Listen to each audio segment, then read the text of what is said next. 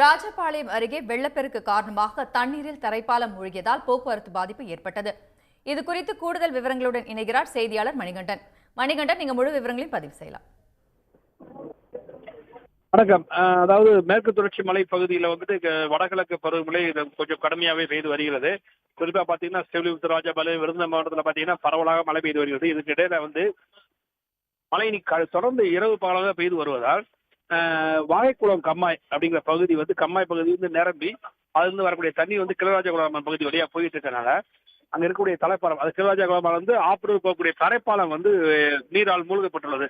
இதன் காரணமா அது பகுதியில் உள்ள மக்கள் அனைவரும் ஒரு 5 கிலோமீட்டர் சுற்றி போகக்கூடிய சூழ்நிலை ஏற்பட்டுள்ளது.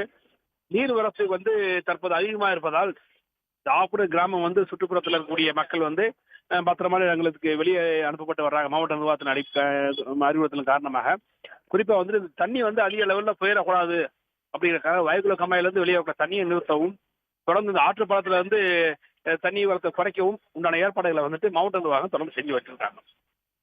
விவரங்களுக்கு நன்றி மணிகண்டன்.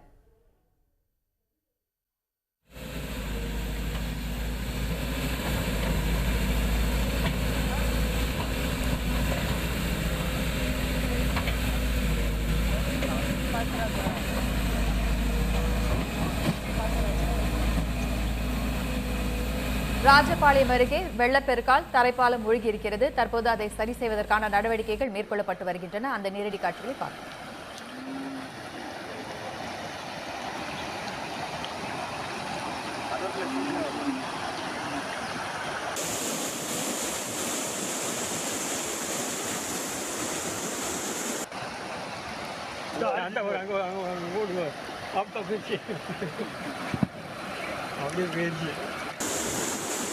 உடனுக்குடன் செய்திகளை தெரிந்து கொள்ள சன் நியூஸ் பெல் ஐகானை கிளிக் பண்ணுங்க.